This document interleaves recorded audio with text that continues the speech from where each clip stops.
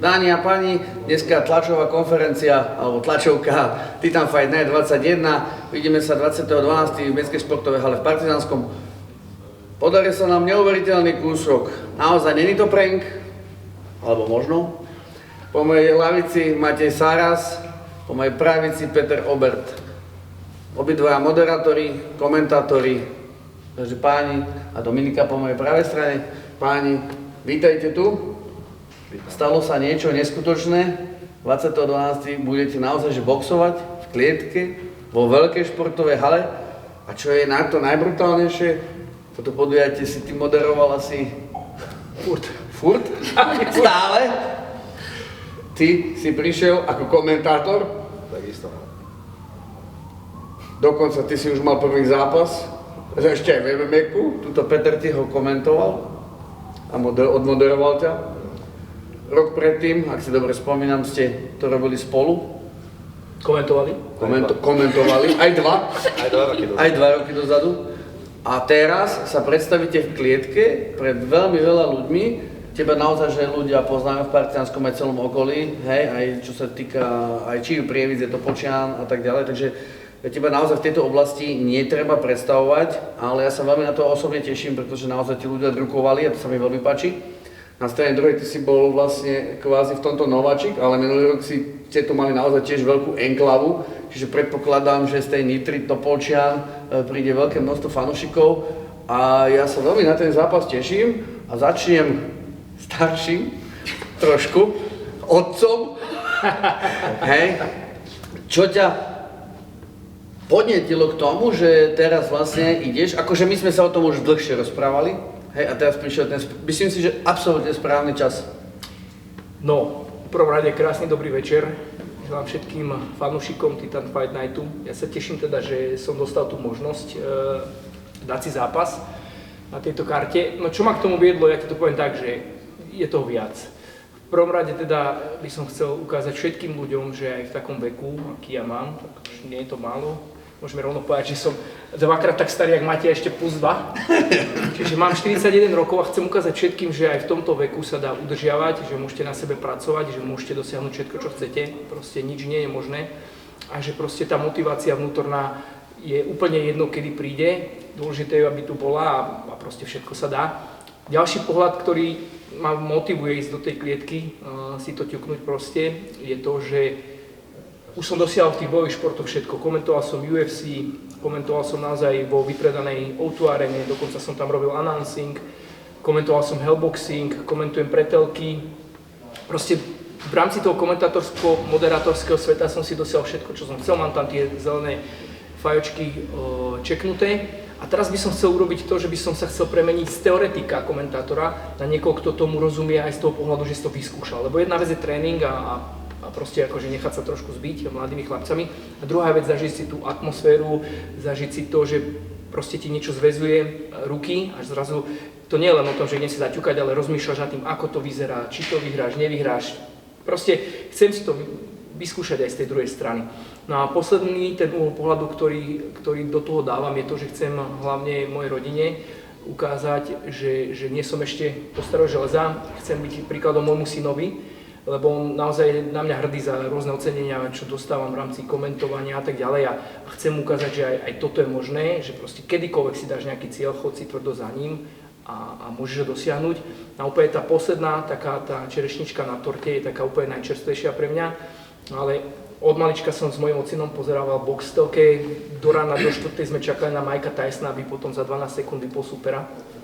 A sme to spolu prežívali celé a on mi robil lapy, keď som bol malý a tak. A môj ocko nedávno nás opustil a ja som mu slúbil, že mu do nemocnice pošlem pay-per-view a že by si to pozrel, no už to bude pozerať z úplne iného radu, dúfam, že z toho prvého. Takže ak sa mi podarí vyhrať, čo ja verím, že sa mi podarí, Matej, sorry, tak ja by som chcel tento zápas venovať potom môjmu ocinovi. Takže toto sú moje motivácie a už končíme, lebo sme minulý čas. Nie. Ešte predtým, ako dám Matejovi vlastne na to ďalšie slovo, tak úprimnú sústred, samozrejme, to sme už spolu ako nejakým spôsobom prebrali, ale na ďalšej, mňa veľmi zaujímalo, aj keď sme spolu písali, alebo respektíve sme si dávali hlasovky, hovorím, že Peťo, že ty hovoríš, že bolí ma to. A hovorím, Áno, boli to počas tréningu, ale čo horšie na druhý deň. Na druhý deň je to ešte horšie a vlastne prekonávaš tú motiváciu, čo je podľa mňa absolútne že brutálne. Hlavne ako zastal spomeniem ten tvojho veku. Hej, ale nie, je to úžasné, hej, tak sa nevyzeráš, ako staráš sa o seba, to je podľa mňa fantastické. Na strane druhej tuto máme zase mladého divocha, ten sa chce ukázať, takže čo hovoríš na to ty? Jak si sa na to vlastne dostal? No však mňa vlastne potešilo to, že vlastne 21.12. minulý rok som vlastne dokázal vyhrať a hneď o nejaké 3 dní mi prišla od teba taká správička na WhatsApp s tvojimi kreatívnymi nápadmi, kde už si to nejako mal v hlave. Chcel by som povedať, to boli Vianoce. Áno, viem presne povedať, že to bol prvý sviatok Vianočný a pekne o 9. večer mi vypla správička, keď ja ešte zmonoklovaný celý, že budúci rok TFN 21, takže tá myšlienka vznikla z Merekovej hlavy a ja som to najprv bol taký, že nie, že na čo. Starý je raňa. Dajte mi Nebudem mať vytlak. Že nemám motiváciu, ale nie, srandujem. Viem, že ty si mal mať inakšieho supera, ak sa nemýlim, čo sa tam riešilo a potom mi vlastne Marek dal vedieť, že bolo by to ideálne, lebo ten super nejako vypadol, proste, že hodilo by sa to tam. Posral sa. No a potom som počul, že ty s tým nemáš problém so mnou ísť, tak som bol taký, že dobre, že však môžeme teda. A začala rivalita. Akože taká zdravá, vieš, ale bude to super, je to skvelá myšlienka, dvaja komentátori to idú vyskúšať. No môj debut to není, ale bude to boxerský debut môj, takisto ako aj Peťov.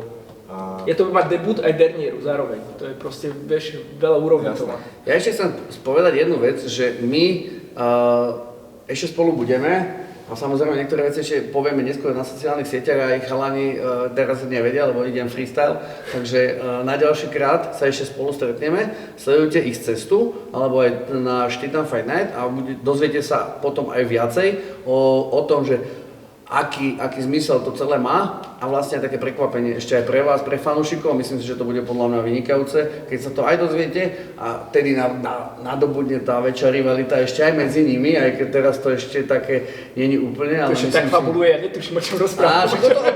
To je práve to prekvapenie, vieš, to ti potom poviem, keď skončíme. Takže diváci na to dojdú až možno za nejaké 3-4 týždne, hej? No, ja by som ale určite chcel spomenúť, že my sme sa bavili a teda bola to jedna taká moja myšlienka, nie podmienka, ale chcel by som veľmi, aby sa to udialo a ty si to odsúhlasil, za čo som veľmi rád, že to apelujem na vás všetkých, ktorí sa v tomto momente dívate na túto našu tlačovku. Ja by som chcel, aby proste ten zápas mal nejakú väčšiu úroveň, takú, že nie, že len ideme dvaja, si dáme komentátori, moderátori do držky a ideme si merať pipíky do klietky.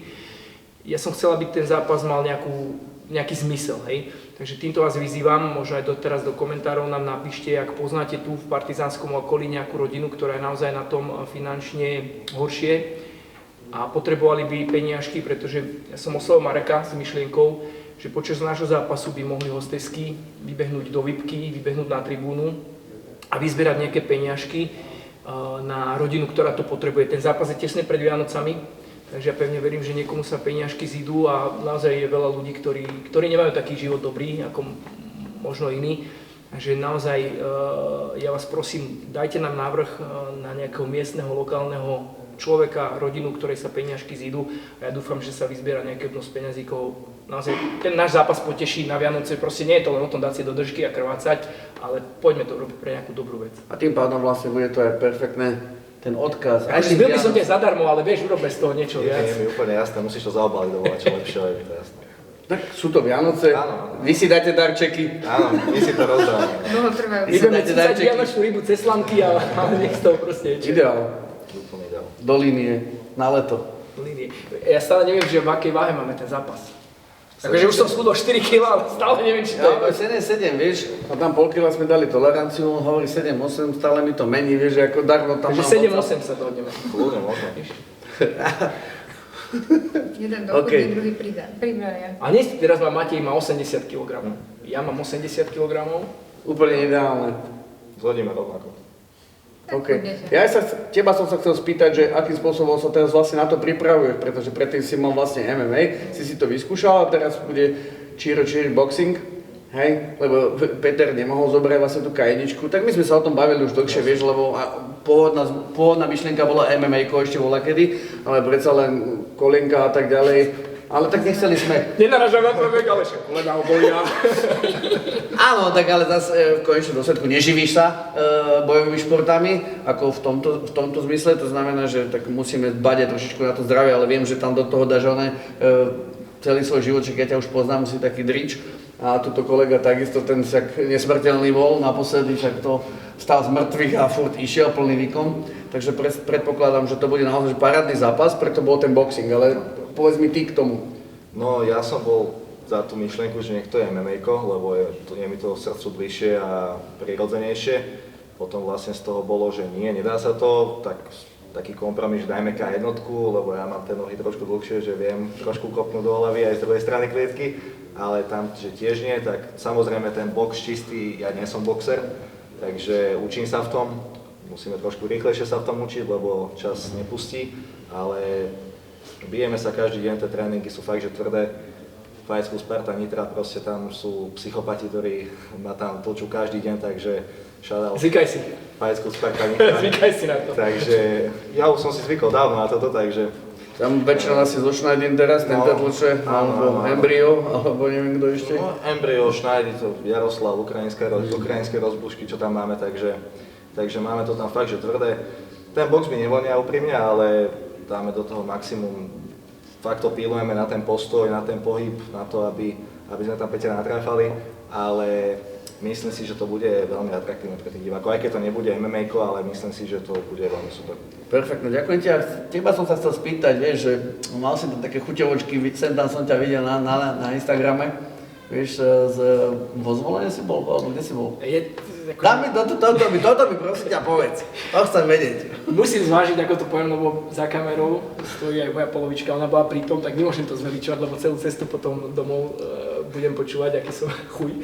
V každom prípade pozdravujem Martina Gruja z Banskej Bystrice. Keď sme sa dohodli, že pojeme podľa pravidel boxu, ja som ho hneď oslovil, ja milujem jeho štýl, jeho prejav, jeho úsmev, proste jeho energiu v ringu. Tak sme sa dohodli, že začneme spolu nejak trénovať. No, prišiel som na prvý tréning, v januári odpadol som si koleno. Moja chyba. Starý som, ja to beriem. Prišiel som na druhý tréning, praskol mi rebra. Ale počkať, nebola to jeho chyba, to ja som ako z papiera bol, vieš. Ja ty si naletel. Takže tak, čiže chodím do Banskej Bystrice, Maťovi, Grujovi a v Nitre sa pripravujem v Base Nitra. Tam ma bijú mladí chlapci, pozdravujem všetkých, ktorí tam trénujú. Chodím tam Matúšovi Strniskovi, naozaj Martin Gruj aj Matúš Strnisko, výborní tréneri. Každý má iný štýl, každý mi vysvetľuje to po svojom, ja si snažím sa to pozbierať nejakým spôsobom, snažím sa to na tých sparingoch stále drillovať, pilovať a akože extrémne ma baví šport. Ja teda musím oponovať Matejovi, aj keď nerad, ja mu to vysvetlím potom v klietke, ale za mňa je box absolútne kráľovská disciplína v rámci bojových športov. Akože milujem MMA, na tom som proste odchovaný v rámci toho komentovania a jeho najradšej komentujem. Ale čo sa týka boxu, je za mňa úplne najzložitejší, čo sa týka timingu, pohybu a tej inteligencie bojovej. Takže akože za mňa box, ja som mu úplne prepadol a zamiloval som sa do boxu. Proste to je naozaj že kráľovská disciplína, obdivujem každého jedného, čo dokáže proste mať to presné oko v boxe, čo dokáže si povoliť, kontrolovať. Je to neskutočne ťažké, takže klobúk dole všetkým. Ja som len prekvapený. Vieš hrať šach? Trošku. Vieš hrať šach? Lebo vo svojej podstate ja tiež považujem box za to, že to je taká šachová partia. MMA je trošku úplne iný štýl, ale to je taká šachová partia, takže na toto sa veľmi teším. Teším sa hlavne to, že to bude pred Vianocami. Teším sa na to, že predpokladám, že bude plná hala, lebo naozaj ešte to ani nebolo vonku a my máme limitované, však vieš, ako máme koncipovanú halu a z tých 25 VIP stolov je, by som povedal, že 8 už rezervovaných a to je týždeň, hej? A to ešte nevyšlo vlastne nejakým spôsobom, takže ja som veľmi rád na jednej strane a predpokladám, že naozaj tam príde veľké množstvo fanúšikov, či z Nitry, ale ty si bol vlastne aj veľkú dobu v Topolčanoch, tam mi dneska akurát tiež volali nejakí ľudia, do Vanža napríklad a tak ďalej. Takže za mňa vynikajúce, hej. Vy ste tam narobili Bengal minulý rok, tam vás teda, neviem, podľa nás tam bolo 30, možno aj 40. Prišli autobusom. Ja mám len rodinu, to je pohode. Oni prišli nové autobusom, vieš. Tak lebo nemajú vodičaky. Nové zajazd. To je úplne iné. V tom veku ja som chodil autobusom, ale to je v pohode. Normálny zájazd, takže predpokladám, že to bude naozaj že vybičované a ja naozaj som veľmi rád, že to má aj taký ten podtext pred tými Vianocami, dať proste aj niečo tej nejakej rodine, ktorú vlastne nájdeme spoločne, hej, takže píšte potom do tých komentárov a si myslím, že môžeme aj túto tlačovku v tejto chvíli uzavrieť s tým, že chalani si dajú v tejto chvíli sternal, takže... Myslím si, že povieš, že dajú si popapuli. Dajú si popapuli, možno, že backstage alebo niečo podobné, potrebujem ich trošičku nabudiť, hej, trošku nejakú rivalitu spraviť a možno, že nejaký hate spravím a tak ďalej. My s Matejom nemôžeme mať zlú krv, lebo vedľa seba bývame v Nitre, na Klopočine kúsok. A ešte ideme jedným autom domov, takže... Áno, lebo Maťo stále nemá ten vodičák. A nemá stále ten vodičák? To je ten autobus, no. Takže musíš dojsť tým autobusom, nič sa nedá robiť. Keď ma náhodou na stredanie strčí, tak už mu pozriem cp.sk. Aj, tu je ináč 200 metrov. Ja som červený rukár. Prečo si červený? Lebo som frajer. Starý, A ty nemáš jak ísť domov. No, dobre. Kde mám byť ja? Keď vy sa postavíte. Keď môžeš ostať sedieť, alebo sa postaviť a ísť doprava, neviem kde. Normálne sa postavíš a A on ide proste do prdele, no. Tam môžeš ostať stáť. Ja tam mám taký príbeh, sme boli v Tatrách, v hoteli. Teraz to treba. A že to je... Takže chlapci, už vás poznáme. Takže 20. decembra v Partizánskom Titan Fight Night 21 zistíme, kto je lepší komentátor a kto je lepší bitkár. OK, takže páni, poprosím, ideme urobiť prvý stare-down a teším sa na to. Máte si musel dať bundu, aby vyzeral väčší. A už to tu mám. Dobre, musíte zacúvať, lebo vás není vidieť. Piči, skoro sme si dali pus. Piče. Zase ja tam som sa ešte neposkladil. Pohode, to je. Ladyboy.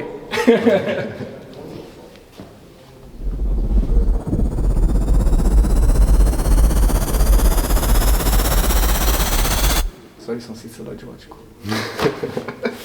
Dobre páni, stojíte tu dopredu. Mali by sme sotiť Mareka alebo niečo. Dobrý večer.